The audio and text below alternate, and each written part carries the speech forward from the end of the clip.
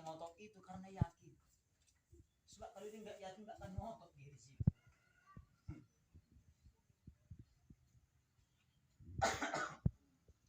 Oke, kita baca dulu saudara dalam ayat yang ke-41. Kita lihat ayat 41.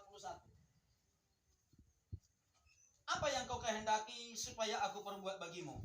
Jawab orang itu, Tuhan, supaya aku dapat melihat. Saudara, di saat kita datang kepada Tuhan, harus mengerti apa yang kita butuhkan.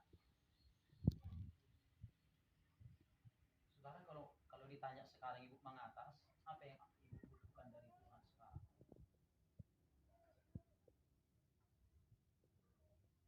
Jawab, bukan apa yang memberi, bukan apa yang tidak memberi. Kan Tuhan yang memberi dan Tuhan yang tidak memberi. Boleh kan? Coba. Dan yakin tentang apa yang diinginkannya. Tapi datang kepada Tuhan. Boleh beri. Apa yang diinginkan dari Tuhan sekarang? Tunggu dulu nak, lagi hidup di jalan. Nanti tidak dengar kamu. Silakan. Sukacita. Karena apa lagi yang kurang ya? Semua sudah ada ya, mobil sudah, harta ada, suami ada, anak ada ya kan. Kalau boleh bang, apa yang dibutuhkan? Keselamatan. Kau usah semua ditanya ya. Aris, apa yang kau butuhkan dari Tuhan? Kalau juru udah. Nasi campur enak, ikut campur nggak enak kan? Pokoknya masa depan yang terbaik lah Tuhan sediakan.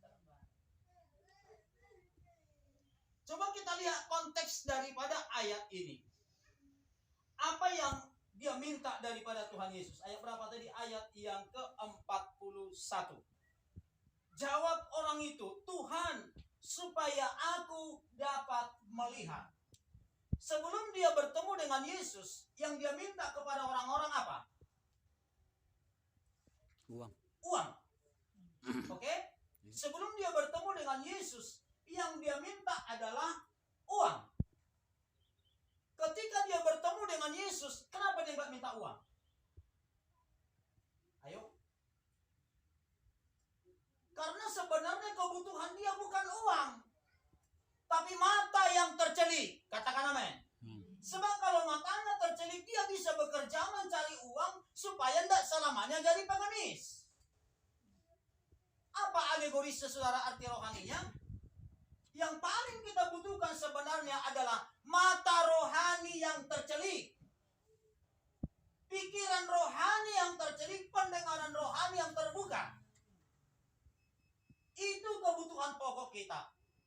Sebab kalau mata rohani kita terbuka, saudara yang terkasih, kita tahu apa yang akan kita kerjakan. Saudara, sebelum kami pemilihan di Pasir Pangarayan kemarin, malam, sore sampai malam akan diadakan pemilihan. Jam 4 pagi kami berdoa. Tuhan suruh saya mengundurkan diri.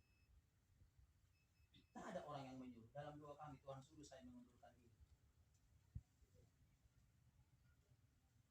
Coba saudara pikirkan kenapa? Saya tidak tahu.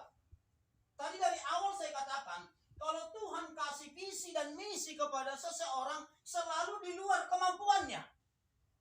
Sebab kalau sebatas kemampuan kita tidak perlu Tuhan memerintahkannya, karena kita mampu dan tahu melakukan. Tuhan suruh dalam doa kami, mundur, jangan mencalonkan diri. Saya hanya tunduk kepada Tuhan, karena yang kubutuhkan bukan jabatan, yang kubutuhkan adalah Tuhan. Beri tepuk tangan bagi Tuhan Yesus.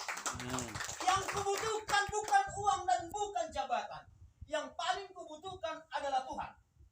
Kalau Tuhan sudah menjadi milik saya, berkat-berkatnya itu akan mengalir dengan sendirinya.